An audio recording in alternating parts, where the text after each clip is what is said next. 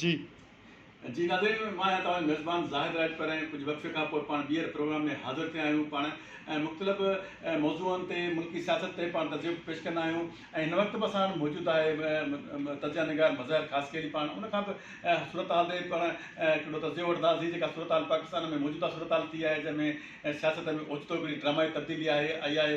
PTI तरफ़ां हिकिड़ो forward block जेको आहे सो जहांगीर तरीन साम्हूं जे क़यादत में साम्हूं आयो आहे। हाणे उन जा हिकिड़ा मुख़्तलिफ़ मौक़ू ज़ाहिर थिया आहिनि। कॾहिं चवंदा त इमरान ख़ान जे ख़िलाफ़ु आहियूं, कॾहिं चवंदा बुज़ार जे ख़िलाफ़ु आहियूं।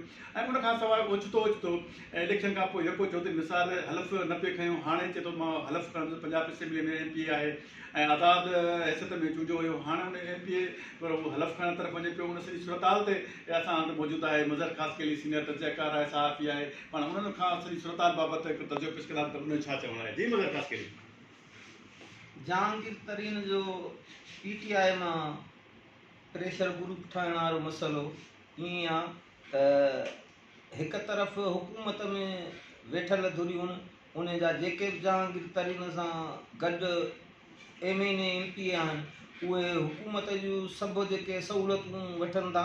ॿिए तरफ़ हू चवंदा त असां प्रेशर ग्रुप ठाहियो आहे ऐं उन प्रेशर ग्रुप जे लाइ वरी मुल्क जो घरू वज़ीर शेख रशीद ईअं खणी चइजे त जेको असुल मालिकनि जो माण्हू आहे उन जो चवणु आहे त जहांगीर तरीन खां जेके बि MNA गॾु आहिनि उहे मौजूदा बजट में इमरान ख़ान जी हिमायत कंदा ऐं इमरान ख़ान जी बजट पास कराइण में मदद कंदा।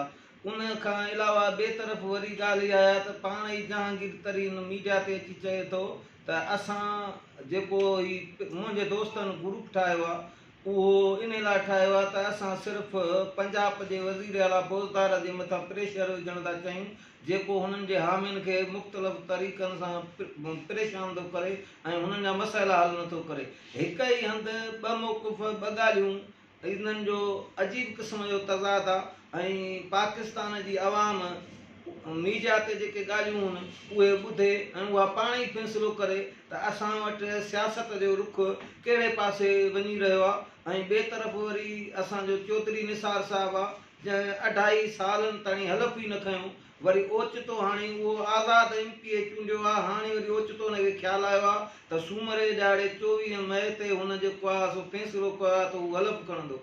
हाणे ही अजीब क़िस्म जा मोड़ आहिनि ऐं ईअं खणी चइजे त अजीब पासे ॾे जा हिकु अजीब रस्ते ते अची पाकिस्तान जी सियासत बीठी आहे ऐं हुन लाइ छा चवणु घुरिजे। जा सियासी मोड़ जंहिं तरफ़ वरायो थो वञे ऐं सॻारियूं धुरियूं इमरान ख़ान खे बचाइण लाइ जा इमरान ख़ान खे अञा अॻिते वठी हलण लाइ जेको कुझु करे रहियूं आहिनि उहो कहिड़ा नतीजा थो ॾिए इहो त ईंदड़ वक़्तु ॿुधाईंदो। बाक़ी तहरीक इंसाफ़ मां जेको फॉरवर्ड ब्लॉक ठहियो आहे जहांगीर तरीन पाण ई चए थो त हू काल्ह बि तहरीक इंसाफ़ जो अॼु बि तहरीक इंसाफ़ जो आहे ऐं हक़ीक़त में PDM खे मुंहुं ॾियण लाइ जा PDM जे प्रेशर खे डावाडोल करण लाइ हिननि जेको आहे सो जहांगीर तरीन खे मैदान में लाथो आहे। ऐं उन ई हवाले सां जेको चौधरी निसार खे अॻिते वठी था अचनि उहो चौधरी निसार कुझु वक़्त खां पोइ अॻिते हली जा हिन ई कुझु सालनि में मुस्लिम लीग नून जे कुख में छुरो हणंदो।